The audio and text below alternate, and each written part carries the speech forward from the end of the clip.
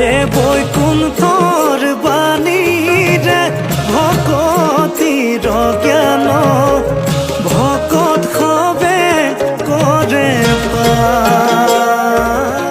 আজি এয়া নামঘৰ ভিতৰৰ পৰাই ভিডিঅ'টো আৰম্ভ কৰিছোঁ। এইকেইদিন সদায় আঠখেলীয়া নামঘৰলৈ আহিয়ে থকা হৈছে, তথাপিও ভিডিঅ' আপোনালোকলৈ আগবঢ়াবলৈ হোৱাই নাইকিয়া, যিহেতুকে মানে ব্যস্ত হৈ আছোঁ। আজি যিহেতুকে জন্মাষ্টমী, একদম ৰাতিপুৱাতে একদম ৰাইজৰ পূৰা যথেষ্ট ভিৰ লাগিছে। আপোনালোকক দেখাই থাকিম আজিৰ জন্মাষ্টমী আঠখেলীয়া নামঘৰত মানুহৰ ভিৰ কেনেকুৱা লাগিছে দেখাম। সঁচাকৈ ভাল লাগে নামঘৰলৈ আহিলে, যিহেতুকে আঠখেলীয়া নামঘৰ বুলি ক'লে মনত বেলেগ এটা পবিত্ৰ ভাৱ আমাৰ জাগি উঠে। বিশ্বাসীৰ এভাগ নামঘৰ নহয় জানো? আহক আপোনালোকো আঠখেলীয়া নামঘৰলৈ, সকলোৱে যাতে মনৰ কামনা পূৰণ হয় যিসকল আহিছে।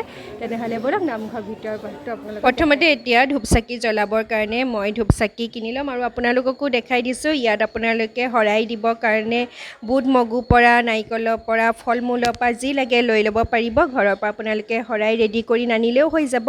আৰু ইয়াত ধূপচাকিও পাই যাব। বিভিন্নখন দোকান আছে দেখিছে নহয়, আপোনালোকৰ যিখন মন যায় সেইখন দোকানৰ পৰাই ধুনীয়াকৈ শৰাই কাৰণে বস্তু, ধূপচাকিৰ কাৰণে লৈ ধুনীয়াকৈ আপোনালোকে যাব পাৰিব ভগৱানৰ ওচৰলৈ। আৰু মই যিহেতুকে একদম ভাদ মাহ যোনদিনাখনৰ পৰা আৰম্ভ হৈছে সেইদিনাখনৰ পৰা আহি থকা হৈছে। প্ৰথম দিনাখনো চাকি জ্বলাইছোঁ। আৰু যিহেতুকে মই আপোনালোকক কৈছোঁ কিয় আহি থকা হৈছে, ভিডিঅ'টো চালে নিশ্চয় গম পাব। আজি জন্মাষ্টমী দিনাখনো ইয়াৰ ধূপচাকি বলক জ্বলাই আহোঁগৈ। তেনেহ'লে আহক এতিয়া ভিতৰলৈ আমি সোমাই যাওঁ।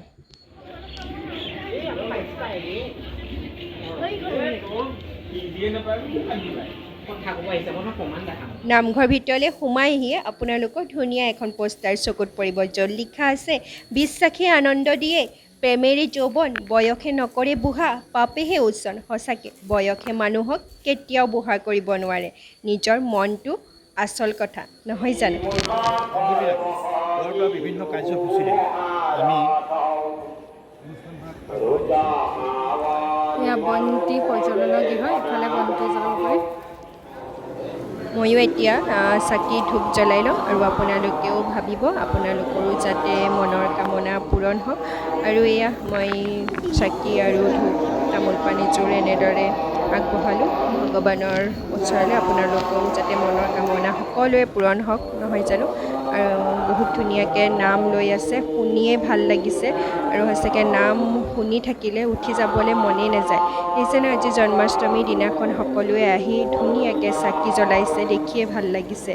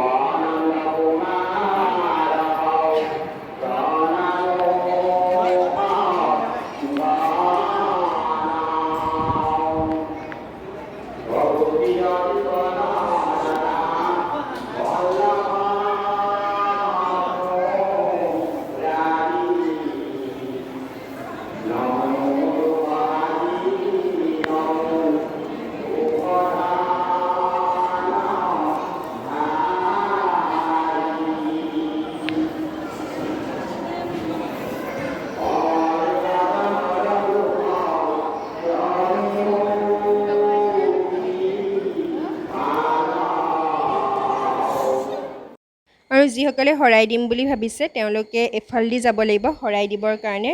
যোনফালে আপোনালোকে চাকি জ্বলাব তাৰ ছাইডেদি শৰাই দিবৰ কাৰণে যাবলৈ ধুনীয়াকৈ এয়া জেগা আছে, তাতে ধুনীয়াকৈ শৰাই বস্তু লৈ থকা হৈছে। আৰু শৰাই দিয়াৰ পাছত আপোনালোকক এটা এটা কুপন দিয়া হ'ব। সেই কুপনসমূহ লৈ পেলাই আপোনালোকে শৰাই বস্তু আনিবৰ কাৰণে এইফালেদি আপোনালোকে যাব লাগিব। দেখিছে এয়া শৰাই লৈ আহি আছে আৰু এইফালে শৰাই দিবলৈও যাব লাগে আৰু প্ৰসাদ আনিবলৈও এইফালেদিয়ে যাব লাগে। আৰু ভাল হয় যেতিয়া চাকিও বেলেগকৈ জ্বলোৱা হয় আৰু শৰাই বেলেগ ফালে দিয়া হয়, প্ৰসাদো বেলেগ ফালে দিয়া হয়, তেতিয়া ভাল হয় আৰু এয়া দেখাই দিছে নামঘৰ পুখুৰী ইয়াতে কাছও আছে এই কাছ যদি আপোনালোকে চাবলৈ হয় তেনেহ'লে বিস্কুট মুড়ি দি দিলে তেওঁলোক ওলাই আহি ধুনীয়াকৈ খাই ইমান ধুনীয়া লাগিছে চাওকচোন গ্ৰীণ গ্ৰীণ হৈ আছে এতিয়া আহোঁ মেইন কথালৈ বহুতে ভাবি আছে যে মই ভাদ মাহটো আৰম্ভ হোৱাৰ দিনাখনৰ পৰা কিয় আহিছোঁ কি কথা নহয় জানো যিসকলে মোৰ ষ্টেটাছ চাই তেওঁলোককতো ক'ব নালাগে আৰু যিসকল মোৰ ৰেগুলাৰ ভিউৱাৰ চাই তেওঁলোককো ক'ব নালাগে যিহেতুকে মই আপডেট আগবঢ়ায়ে থাকোঁ পষ্টসমূহ দিয়ে থাকোঁ সেইকাৰণে আপোনালোকে নিশ্চয় গম পাইছে আৰু যিসকলে গম নাপায় তেওঁলোকক জনাই দিছোঁ শুনক শ্ৰী আঠখিলীয়া আঞ্চলিক শিৱ মন্দিৰ সাহায্যতে 14 অক্টোবৰ দিনাখন এখন ধুনীয়া উপহাৰ কুপন খেল আমি খেলাবলৈ গৈ আছোঁ তাৰ কাৰণে আপোনালোকৰ এটা 100 টকা অৰিহণা আগবঢ়াই ভগৱানৰ নামত অলপমান সহায় কৰিব বুলি আমি আশা কৰিছোঁ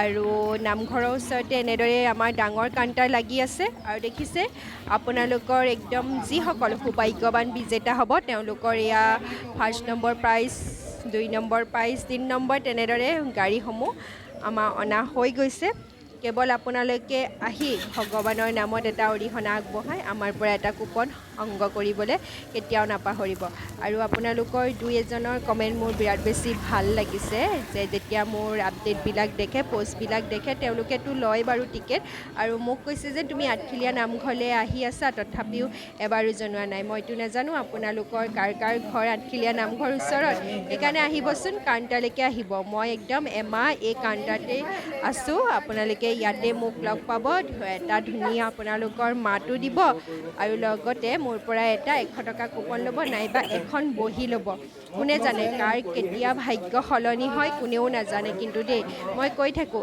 100 টকাৰে আপোনালোকৰ জীৱন সলনি কৰিব এই উপহাৰ কুপন খেলখনৰ আপোনালোক এজন বিজেতা হ'ব পাৰিব 100 টকাতে সেইকাৰণে পলম কিহৰ নহয় জানো শিৱ মন্দিৰ ভাগ বনোৱাত সহায় কৰাৰ লগতে আপোনালোকৰ নিজৰ ভাগ্যখনো পৰীক্ষা কৰক সেইকাৰণে নামঘৰলৈ আহিলে এটা কুপন কিন্তু লৈ যাবলৈ একেবাৰে নাপাহৰিব দেই আৰু এইফালে দেখিছে নহয় আমাৰ একদম ছাইডতে BLRC থানাই আপোনালোকৰ কাৰণে বিনামূলীয়াকৈ খোৱা পানী যোগান ধৰিছে এই গৰমত আহি পেলাই আপোনালোকে ধুনীয়া এগিলাচ মানে ফল মূলৰ ৰস খাই যাব পাৰিব আৰু লগতে ঠাণ্ডা পানী এগিলাচ খাই যাব পাৰিব নামঘৰৰ ভাগৰ ৰাতিৰ পৰিৱেশটো অলপমান আপোনালোকক দেখাই দিছোঁ যিহেতুকে মই আপোনালোকক কৈছে ৰাতিপুৱা সোনকালে অহা হয় আৰু গধূলি 6-7মান বজালৈকে থকা হয় আৰু সঁচাকৈ বহুত বেছি ভাল লাগিছে আঠখিলীয়া নামঘৰৰ মুখৰ আগত যে এই ভাদ মাহটো আমি গোটেই এনেদৰে থাকিবলৈ পাই সঁচাকৈ নিজকে বহুত বেছি সৌভাগ্যৱান বুলি ভাবিছোঁ নামঘৰৰ মুখৰ আগত থাকিবলৈ পাই আৰু এনেদৰে আমি যোৱাৰ আগমুহূৰ্তত একাপ ধুনীয়া চাহ আৰু এনেদৰে পৰঠা খাই লওঁ আৰু তাৰপিছত যাওঁগৈ বহুত বেছি ভাল লাগিছে সঁচাকৈ এইবিলাক মানে এটা বৰ সুন্দৰ মুহূৰ্ত সেইবুলি আপোনালোকক আগবঢ়ালোঁ আৰু ভাদ মাহৰ নামঘৰ ভাগো দেখুৱালোঁ সত্য